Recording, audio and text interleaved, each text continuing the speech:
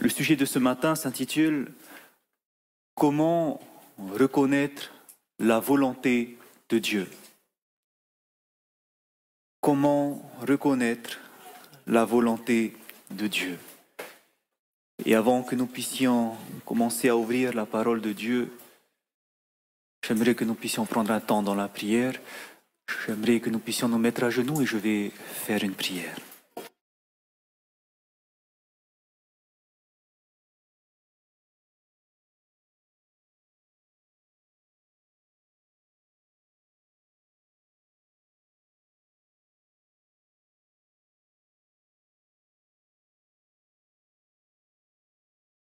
Notre Père qui est aux cieux, aujourd'hui, nous voulons te remercier de permettre encore que nous pouvons nous instruire devant toi. Nous nous humilions car nous reconnaissons que tu es le roi des rois. Et nous te remercions pour la justice du Christ, car tu nous as adoptés en tant que tes enfants adoptifs. Et tu permets que nous puissions nous approcher de ton trône et par les mérites du Christ te demander ce dont nous avons besoin. Présentement, Seigneur, nous avons besoin du Saint-Esprit. Puisses-tu nous instruire? Puisses-tu ouvrir les cœurs? Puisses-tu faire taire les bruits de ce monde? Et nous te demandons que tu puisses également envoyer tes anges pour nous entourer. Éternel, utilise ce pauvre pécheur que tu as appelé. Touche ses lèvres impures et qu'il parle en ton nom. Merci de nous utiliser, merci de nous protéger et puisses-tu être glorifié pendant ce moment. C'est notre prière que nous t'adressons dans le nom de Jésus-Christ. Amen.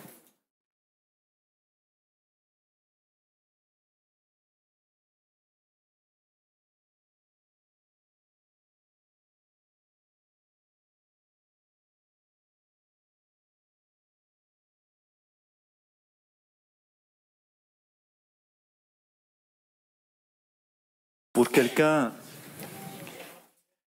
qui rencontre Jésus-Christ, une chose qui est importante dans sa vie, c'est de vouloir le suivre, vouloir connaître sa volonté, vouloir savoir est-ce que ce que je fais, c'est bien. Parce qu'en effet, chaque jour, nous sommes tous, chaque jour, soumis à faire des choix, n'est-ce pas? Et faire des choix, nous voulons faire les bons choix. Quand il s'agit, par exemple, de chercher un métier, chercher pour savoir est-ce que c'est cette fille que je dois épouser, est-ce que je dois avoir des enfants, est-ce que je dois faire cela pour ton œuvre? Plein de questions que nous avons et souvent nous nous posons la question, Seigneur, est-ce que c'est ta volonté?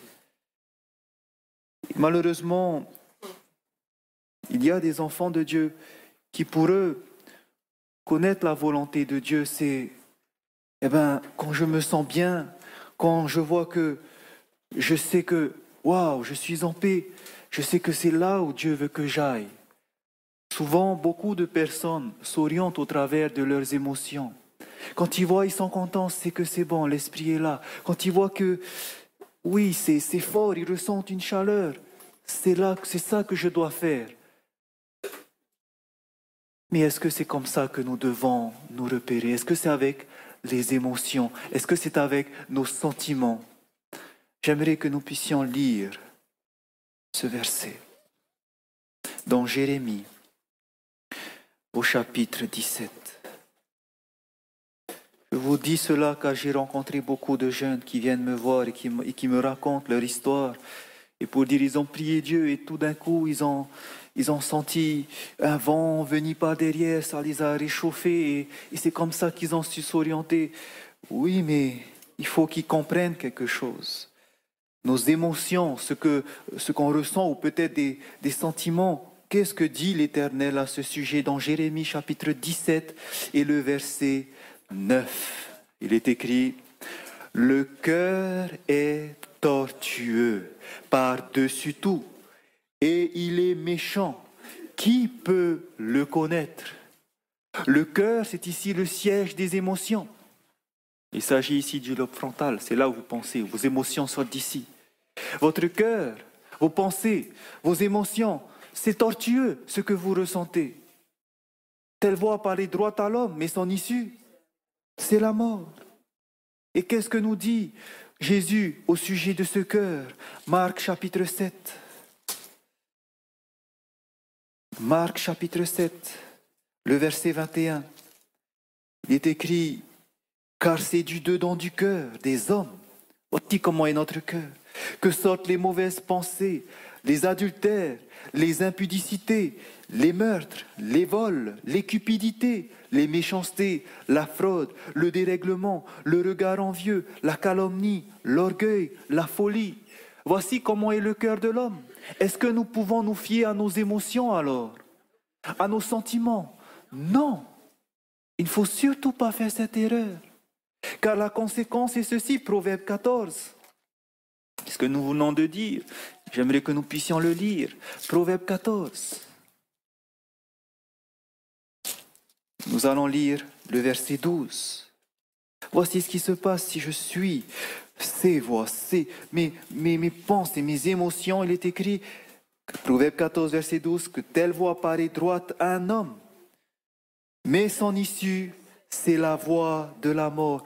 Voici ce qui va se passer si on se fie à nos émotions, si on se fie à nos sentiments. Notre cœur étant tortueux, nous sommes en train de suivre cette voie de la mort. Et donc, qu'est-ce que nous devons faire? Comment nous devons faire? Frères et sœurs, comprenons, ne vous fiez jamais à des émotions. J'aimerais vous raconter ce qui se passe en Polynésie. En Polynésie, il y a le mormonisme qui s'est développé, mais vraiment très rapidement. Et une des choses qu'ils font, on appelle ça les elders, ce sont ceux qui vont de maison en maison, les missionnaires. Quand ils vont dans les maisons, et sachez que j'admire ces jeunes de leur zèle. Ils quittent tout, ils quittent leurs parents, ils quittent leur pays pour aller dans un pays étranger et œuvrer pour Jésus-Christ. Je suis en admiration devant ces jeunes. Mais comme vous le savez, nous savons d'où vient ce mouvement. Et voici une des méthodes qu'ils font malheureusement. C'est que lorsqu'ils vont dans un foyer, vous savez, leurs premières études, les premières personnes de qui ils vont parler de leur prophète, Joseph Smith. Vous voyez, ils sont fiers de parler de leur prophète. Ils parlent de Joseph Smith et ils vont dire ceci. Vous savez, ils vont faire leur témoignage et ils diront, Joseph Smith, il a trouvé ses livres et c'est le livre de Mormon aujourd'hui. Et ce livre de Mormon, sache qu'il est vrai. Et j'aimerais que tu puisses faire cette expérience parce que nous avons fait la même expérience. Et ils vont raconter ce qu'ils ont fait. Ils vont sortir un verset du livre de Mormon qui dit que quand on demande, Dieu va répondre pour savoir si c'est la vérité. Et ils vont dire, fais la même chose. Nous, ce qui s'est passé, c'est que quand on a prié pour demander à Dieu si c'est la vérité, ce livre, tout à coup, on a senti une chaleur en nous. Et c'est à ce moment-là qu'on a compris que oui, Joseph Smith, c'est un vrai prophète. Oui, ce qui se passe, c'est que ce livre est vrai et inspiré. Et ils vont donner ce livre à la personne, c'est une des premières études. Ils donnent le livre à la personne et ils vont demander à la personne, fais de même. Qu'est-ce qu'elle va faire la personne qui entend ce message? Elle va prendre ce livre, elle va s'agenouiller, elle va prier. Et qu'est-ce qui va se passer d'après vous? Elle va sentir cette chaleur. Mais d'après vous, d'où vient cela? Vous voyez que Satan peut même utiliser des émotions. Et c'est pour ça que nous ne devons pas nous fier aux émotions, mais la parole de Dieu nous dit à la loi et au témoignage, si on ne parle pas ainsi, il n'y aura pas d'aurore pour le peuple. Dieu nous donne des balises pour savoir comment s'orienter. Ce n'est surtout pas au travers de nos émotions. Donc tout d'abord, comment reconnaître la volonté de Dieu? Voici la première chose que nous devons faire dans Jacques au chapitre 1. Jacques au chapitre 1.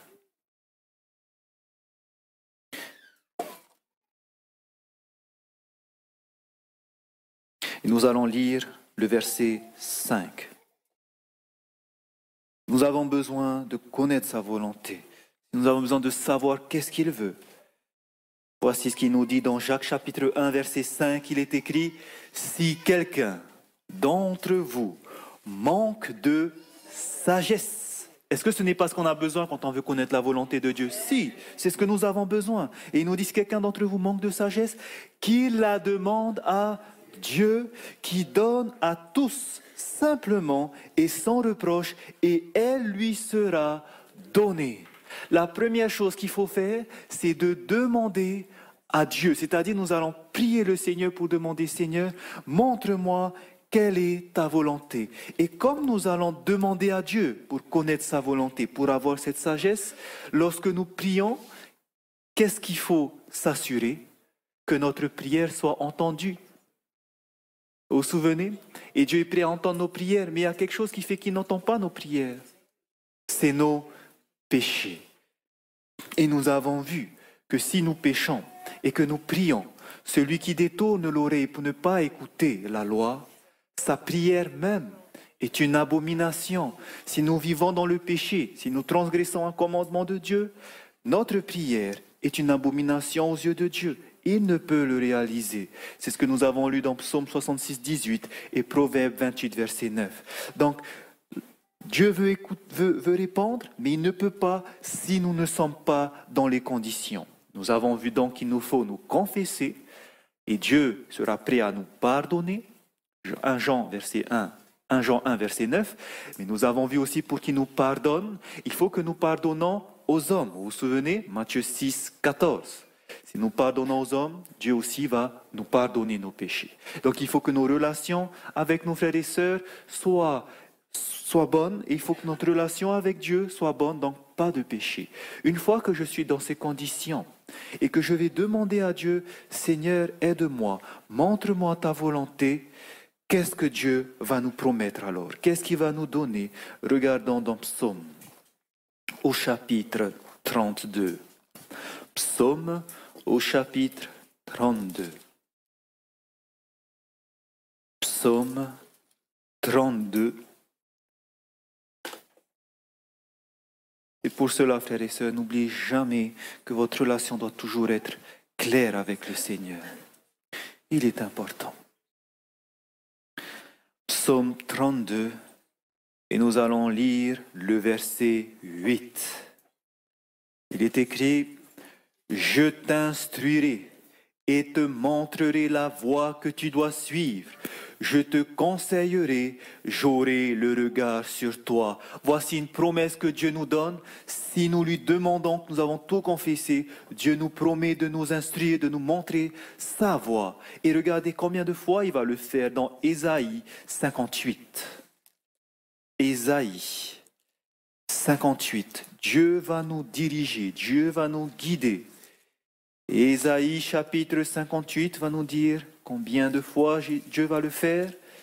Ésaïe 58, et nous lisons le verset 11. Ésaïe 58, 11, il est écrit « L'Éternel sera toujours ton guide. » Il sera combien de fois notre guide? Combien de fois il va nous diriger? Toujours, il sera notre guide. Il rassasiera ton âme dans les lieux arides et il redonnera de la vigueur à tes membres. Tu seras comme un jardin arrosé, comme une source dont les eaux ne tarissent pas. Dieu promet alors de toujours nous diriger, tant que notre relation avec lui sera claire et aussi avec nos frères et sœurs. Si nous demandons, Dieu va nous diriger. Pourquoi c'est important? Parce que comme nous l'avons vu hier, qui rôde dans les parages? Apocalypse 12. L'ennemi. Et regardez ce que nous dit la parole de Dieu concernant l'ennemi. Apocalypse 12 au verset 9. Et il fut précipité, le grand dragon, le serpent ancien, appelé le diable et Satan. Et regardez ce qu'on dit juste après. Satan, celui qui séduit toute la terre. Frères et sœurs, Satan séduit toute la terre. Pas une petite partie de la terre, mais toute la terre. Et tout le système autour de nous, frères et sœurs, il le dirige. Et c'est pour ça qu'il est important. Parce qu'il a réussi à séduire les anges. Il peut même séduire les hommes, c'est sûr. Il a séduit toute la terre. Et nous-mêmes, notre cœur étant charnel, nous pouvons être séduits de nous-mêmes. C'est pour cela que nous avons besoin de nous remettre entre les mains de Dieu et avec un cœur humble, demander, Seigneur, j'ai besoin de toi, montre-moi ta volonté. Montre-moi ta volonté. Et maintenant que j'ai demandé à Dieu, Et maintenant, il me promet qu'il va me diriger selon sa volonté. La question est celle-ci. Comment est-ce qu'il va me montrer pratiquement que voici, c'est ça que je te demande de faire? Que j'ai besoin, j'ai demandé à Dieu, maintenant il va me montrer, mais comment est-ce qu'il va nous révéler sa volonté? Je vous invite à prendre dans Psaume 119. Amen. Psaume 119, verset 105, il est écrit « Ta parole est une lampe à mes pieds et une lumière sur mon sentier. » Quelle est cette lumière qui va nous diriger? Cette lumière où Dieu va nous guider, c'est la parole. Dieu nous révélera sa volonté dans sa parole. Autrement dit, si nous avons besoin concrètement de savoir, Seigneur, qu'est-ce que je dois faire? Alors son esprit va vous rappeler un passage de la parole de Dieu.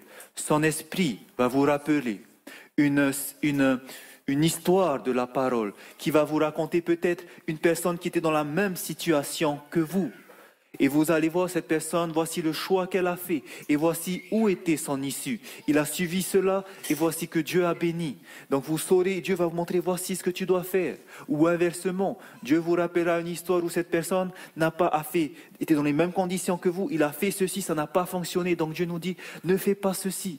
Dans sa parole, Dieu va vous éclairer ce qu'il faut faire. Dieu vous montrera sa volonté. Et regardez également ce que sa parole nous dit dans Proverbes au chapitre 11. Donc nous nous dirigeons selon la parole de Dieu. Et également Proverbes chapitre 11 au verset 14.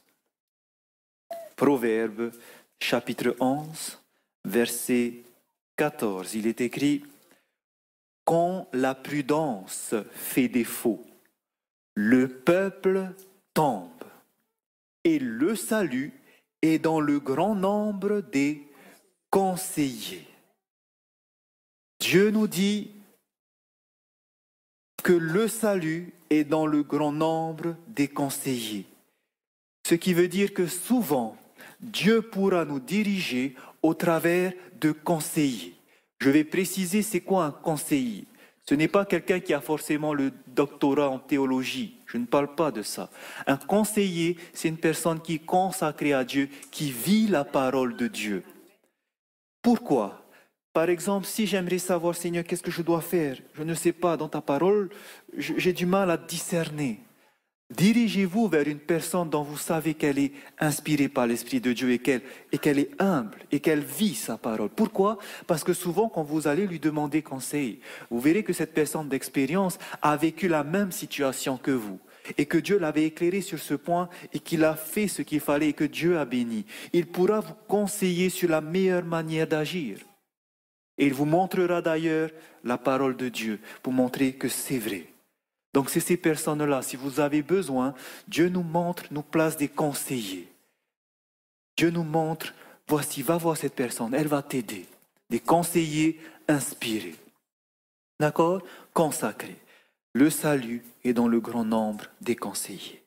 Vous allez voir aussi que Dieu nous instruit nous montre sa volonté au travers de quelque chose d'autre que nous lisons dans Psaume 119 toujours.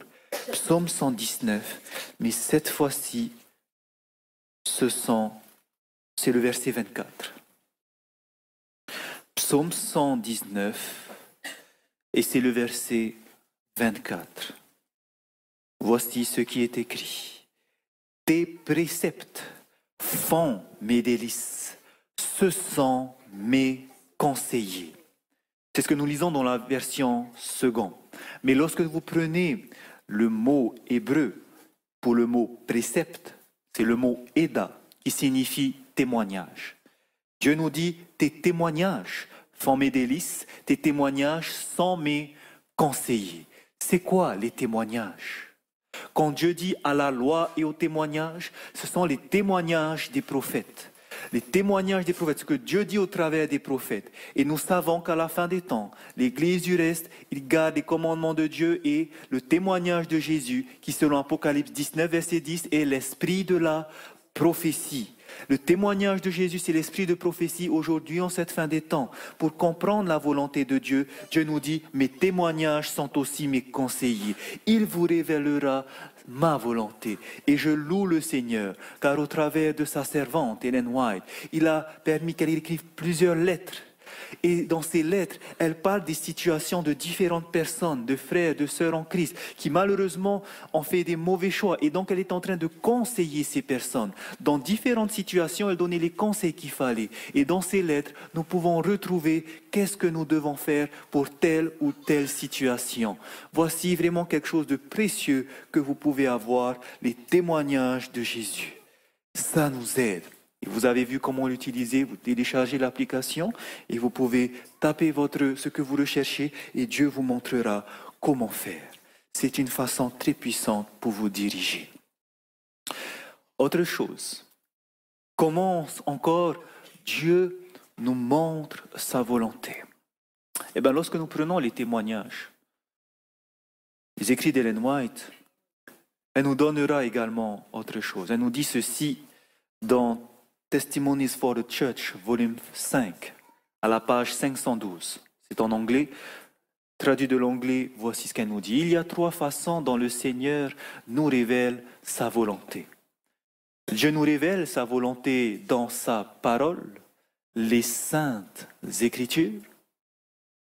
Également, il nous dit, sa voix est également révélée dans sa providence. Bien sûr, la parole, nous avons vu, Dieu nous montre sa parole, il nous montre sa volonté, mais il nous dit qu'il nous montre également sa volonté dans sa providence. Nous savons ce que c'est que la providence, n'est-ce pas? La providence, c'est l'inverse du hasard. Le monde va dire, c'est le hasard qui a fait ça. Mais nous savons qu'il n'y a pas de hasard, car c'est Dieu qui dirige toutes choses. Il a dirigé l'histoire jusqu'à maintenant, et Dieu, par sa providence, dirige aussi nos vies. Il mettra des situations, et ces situations, vous verrez que, waouh, c'est impossible que ça puisse se passer comme ça. Et Dieu vous montre, voici alors ce qui se fait. C'est comme si toutes les portes s'ouvraient d'un moment, et vous voyez que seul Dieu a pu faire cela, et cela va confirmer sa volonté. D'accord? Sa providence, c'est lorsque d'un coup tout s'ouvre et vous voyez, waouh, ce n'est que Dieu qui peut faire ça, et là vous voyez que il n'y a que lui qui a pu faire ça. C'est lui qui nous a révélé cela. Je donne par exemple un exemple. Vous vous souvenez que Dieu, en ces temps de la fin, nous invite à nous retirer dans les campagnes pour pouvoir avoir un foyer qui puisse être uni en Christ. Et Dieu, quand il nous demande d'aller à la campagne, ce n'est pas pour emmener la ville avec nous, bien sûr. C'est pas pour continuer à regarder ce qu'il ne faut pas, non. C'est pour fortifier notre foyer, parce que le but, l'esprit de prophétie nous dit, c'est de sortir des villes et de l'extérieur évangéliser les villes. C'est ça le but de pouvoir aller à la campagne. Et de prendre avec nous des personnes de la ville pour les instruire comment avoir ce style de vie. Et les personnes qui ne peuvent pas se sortir, on les prend avec nous. Et Dieu va diriger tout ça. Mais sortir des villes, c'est le plan de Dieu pour la fin des temps. Le signal, nous le savons, c'est la loi du dimanche, plus personne ne doit rester à l'intérieur, il faut sortir. Et donc, voici par exemple sa volonté. Et lorsque nous avons remis ça en prière, je vous ai raconté comment est-ce que Dieu a prévu le poste pour mon épouse. Et j'aimerais vous raconter ce qui s'est passé juste après. Lorsque sa greffière en chef lui a dit « postule pour le poste », voici ce qui s'est passé, elle a postulé. Et ensuite, lorsqu'elle a discuté dans la semaine avec sa greffière en chef, elle lui disait que ça serait probablement, ce poste va s'ouvrir l'année prochaine. C'est-à-dire que l'année prochaine, si c'est bon, tu commencerais à Réatéa. Et voici que la semaine d'après, elle a eu une réunion, sa greffière en chef, avec tous les autres greffiers en chef, le procureur, et voilà, une réunion qu'ils ont, toute l'administration. Et à ce moment-là, c'est là qu'ils ont discuté pour mettre en place ce poste et le diffuser, pour que chacun puisse mettre sa candidature. Et ce qui s'est passé, c'est que finalement, ce n'était pas prévu pour l'année prochaine, mais elle avait simplement 4 mois. C'était dans 4 mois. Elle a fait sa demande et elle l'a eu. Mais il nous restait 4 mois du coup pour pouvoir préparer notre maison et déménager pour aller de l'autre côté. Mais avant de le faire, qu'est-ce que nous devions faire? Ben, nous avons une maison. Nous avons investi dans une maison qui a coûté très cher.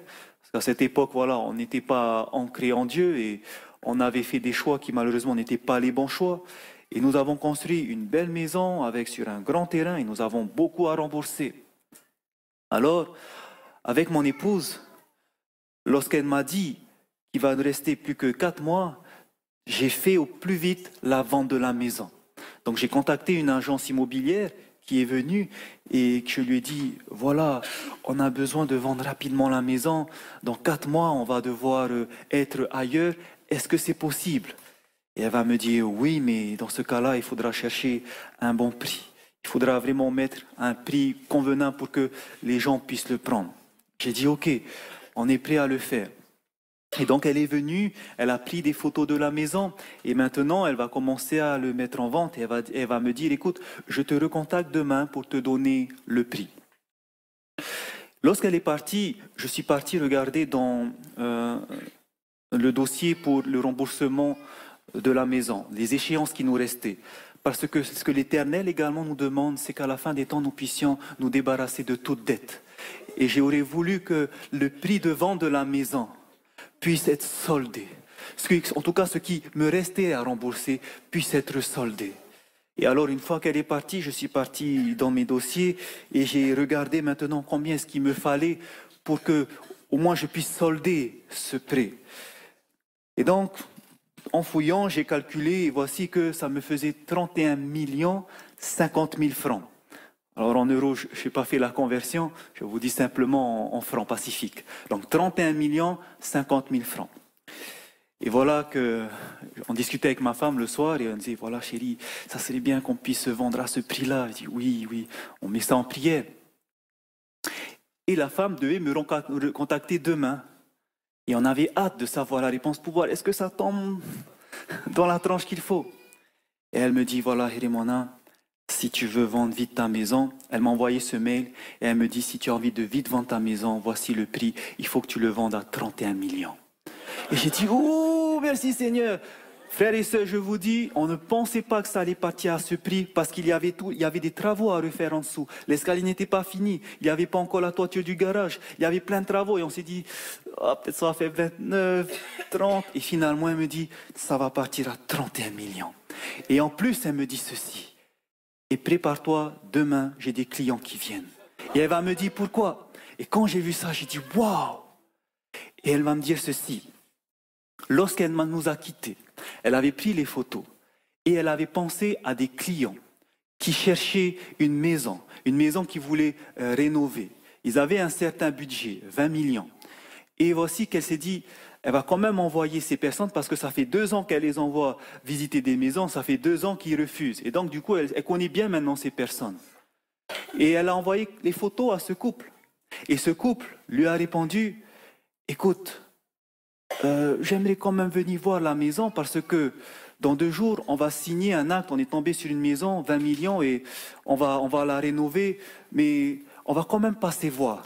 Et donc, avant qu'ils signent le lendemain, ils sont venus à la maison. Et lorsqu'ils sont venus à la maison, coup de foudre.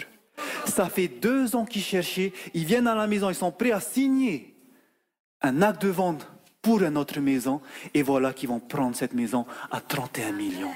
J'ai dit, Seigneur, ça ne peut pas se faire par hasard, c'est toi, parce qu'on a prié. Vous voyez, 2 ans qu'ils cherchent, et ils achètent la maison au prix que nous avons besoin. Pour vous dire, ça c'est ce qu'on appelle la providence. Et cela nous montre encore que c'était le plan de Dieu que nous puissions aller à la campagne. C'était le moment que Dieu avait choisi. Voici un exemple pour que vous puissiez comprendre que demandez, humiliez-vous, regardez dans la parole de Dieu, regardez dans l'esprit de prophétie et Dieu vous montrera voici ce que vous devez faire. D'accord? Et autre chose que l'esprit de prophétie nous dit, il y a la parole de Dieu, il y a sa providence et elle termine la citation en disant « Une autre façon dont la voix de Dieu est entendue. C'est au travers des appels du Saint-Esprit qui fait des impressions sur le cœur. » Alors j'aimerais que nous comprenions c'est quoi ces appels du Saint-Esprit qui fait des impressions sur le cœur. Ce n'est pas cette chaleur dont je vous disais. Ça, c'est une émotion, un sentiment. Les appels du Saint-Esprit qui fait impression sur le cœur, c'est quand le Saint-Esprit vous montre quelque chose et vous dit « c'est ça que tu dois faire, c'est ça que tu dois faire ». Ceux qui, par exemple, sont moniteurs à l'école du sabbat, il y en a ici, des moniteurs de l'école du sabbat. Voilà, sûrement, souvent, vous avez vu ça, ou sinon des prédicateurs, ceux qui font des sermons. Souvent, vous avez ces impressions. Quand vous partagez, par exemple, dans la classe de l'école du sabbat, et voici que tout d'un coup, il y a l'Esprit qui vous dit, il faut que tu parles de cette chose-là, même si ça n'a rien à voir avec le sujet, et vous parlez de ces choses, et voilà que à la fin, une personne va venir de votre classe et vous dire, waouh, mon frère, ma soeur, quand tu as parlé de ça, j'ai eu ma réponse, j'ai eu la réponse, alors que vous n'avez pas prévu. Ça, ce sont les impressions du Saint-Esprit. Vous voyez, Dieu vous dit, il faut que tu dises ça, il faut que tu dises ça. Et Dieu nous montre sa volonté aussi au travers de ces impressions. Il nous presse, on entend cette voix qui dit, parle de ça à ce moment, parle de ça. Et je remercie, donc voici, frères et sœurs, comment est-ce que Dieu nous inculque au travers de sa parole, ses conseillers, ses témoignages, sa providence, mais aussi les impressions de l'Esprit Saint. Et c'est comme ça que l'Esprit aussi a beaucoup parlé à d'autres personnes. Comment est-ce que l'Esprit dirige? Frères et sœurs, j'aimerais vous dire quelque chose. Vous savez, lorsque j'ai commencé à marcher avec Dieu, Dieu m'a appris tellement de choses et Dieu m'a impressionné plusieurs fois sur des sujets à étudier, sur des sujets à rechercher. Par exemple, un matin, il y a des sujets que je n'ai jamais étudiés et c'était un matin dans la nuit. Il était 3 heures et j'entends cette voix, ça me réveille. C'est comme si Dieu me disait, va lire la parole ce matin, lève-toi tôt, va. Il était 3 heures du matin et je vais dans la cuisine, je prends ma Bible et Dieu est en train de m'imprégner sur quelque chose. Étudie les fêtes. Vous vous souvenez les fêtes d'Israël? Ce sujet-là, frères et sœurs, que je n'avais jamais étudié. En 2 heures, Dieu m'a donné tout d'un coup, toutes ces réponses. Tout est venu comme ça. Et en 2 heures, Dieu m'a montré des choses incroyables. Toutes ces choses concernant les 7 fêtes, leur application, le jubilé, l'année sabbatique. Il m'a montré tout ça en 2 heures. Il m'a impressionné alors que je n'avais jamais étudié. Et plus tard, je vois que d'autres personnes parlent de la même chose. Je dis, merci Seigneur. Merci Seigneur. Par exemple, une autre chose. C'était quand j'étais avec mon épouse, on était dans la salle de bain, on discutait. Et à ce moment-là, pendant la discussion, je parlais du jugement. Et tout d'un coup, une lumière vient et une impression me vient pour me mettre tout en place. Voilà comment ça va se passer. Et là, j'étais impressionné. Je dis, waouh, Seigneur, c'est magnifique. Et ce même moment, qu'est-ce que je fais? Eh bien, j'ai gardé ça en moi. Une fois qu'on nous avons tout terminé, nous sommes baignés tout, et j'ai mis cela sur papier. Dieu m'a aidé à chercher. C'était ce fameux sujet sur le scellement.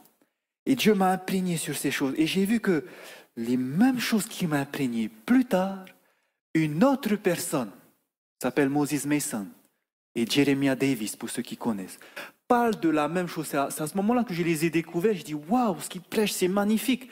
Et ils parlaient de la même chose que Dieu m'a montré. Et j'ai dit, Seigneur, merci, gloire à toi. C'est des choses que Dieu vous imprègne.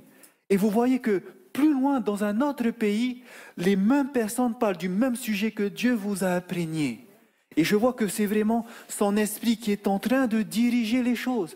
Même dans une petite île perdue dans le Pacifique, Dieu peut parler à des personnes. Et c'est comme ça qu'il a fait au temps de la Réforme, frères et sœurs.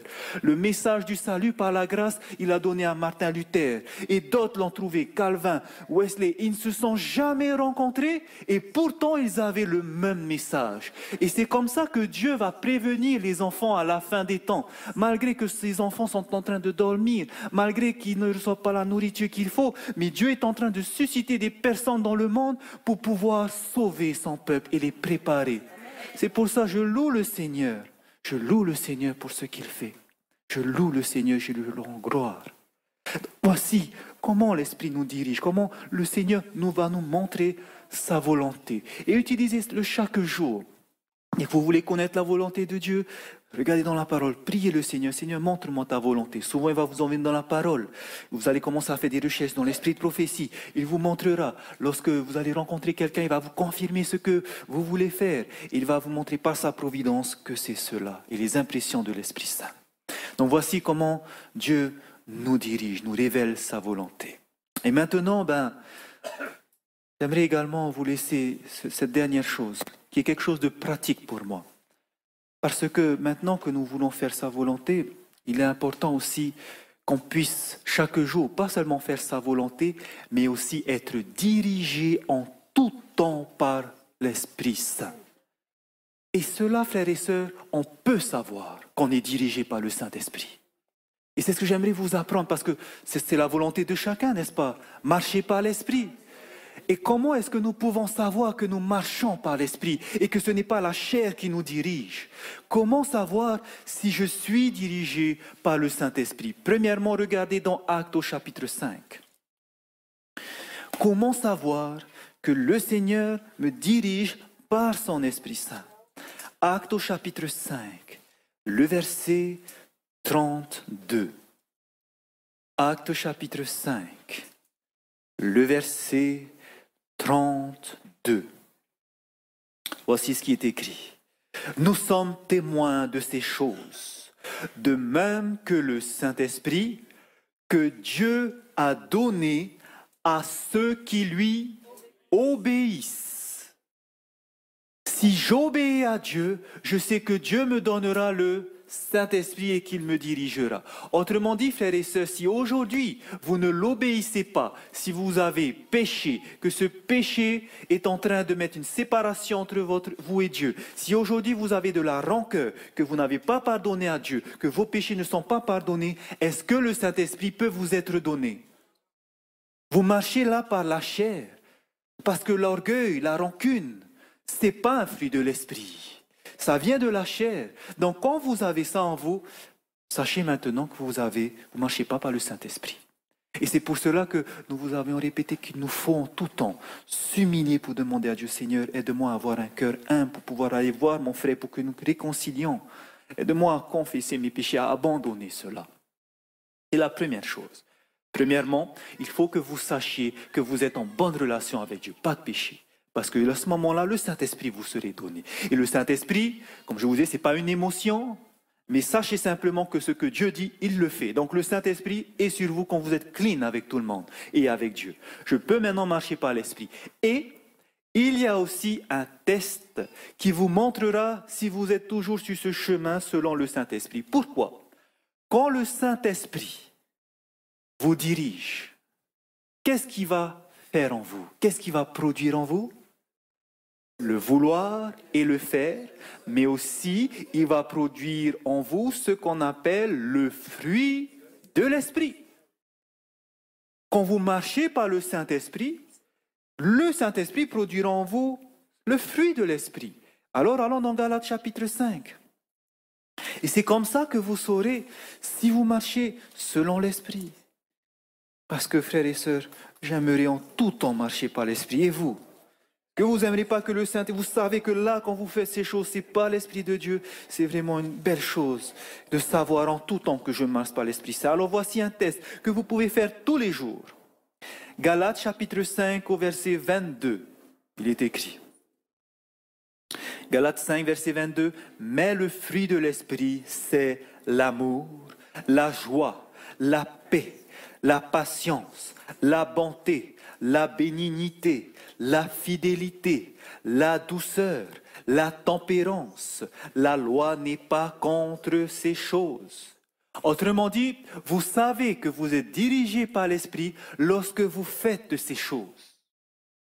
Si par exemple c'est l'heure de manger et que maintenant je mange avec intempérance, est-ce que je suis dirigé par l'Esprit? Non, c'est la chair qui me dirige. Mais si je me retiens, est-ce que je marche par l'Esprit? Oui, c'est Dieu qui a fait en moi le vouloir et le faire pour ne pas manger avec excès, manger ce qu'il faut. Si par exemple, je me mets facilement en colère, est-ce que je suis le fruit de l'Esprit? Non, parce que le fruit de l'Esprit, c'est la douceur, Si je me mets en colère, il n'y a pas le fruit de l'esprit en moi. Et c'est comme ça que je peux savoir en tout temps. Si au moment où je me mets en colère, boum, eh ben je sais, là c'est la chair. Qu'est-ce que je fais? Je demande à Dieu pardon.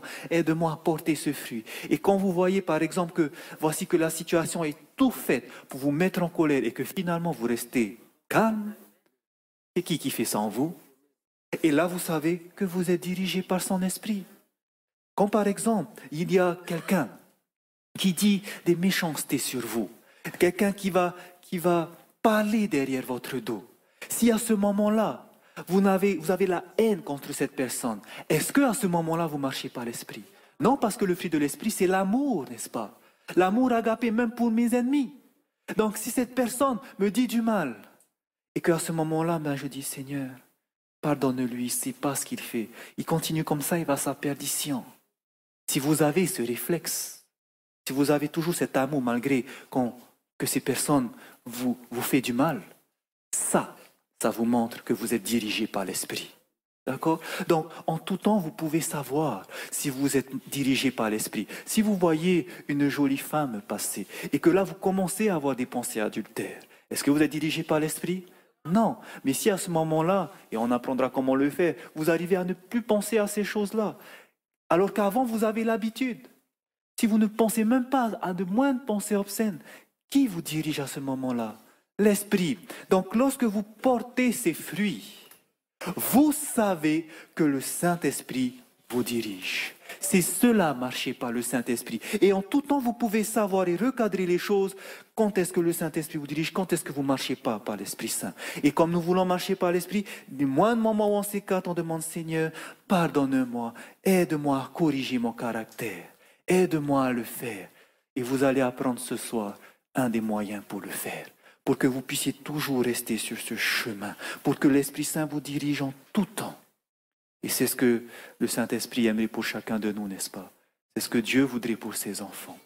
Parce que chaque jour, Dieu nous appelle à être sa lumière. Dieu nous appelle à marcher par le Saint-Esprit pour briller devant lui. Parce que nous sommes des lumières sur le chemin d'autres personnes. Frères et sœurs, que nous puissions être des bénédictions alors pour les autres, que nous puissions vivre par lui et que nous puissions attirer par cela d'autres personnes à Jésus-Christ. Que le Seigneur vous bénisse, frères et sœurs. Amen.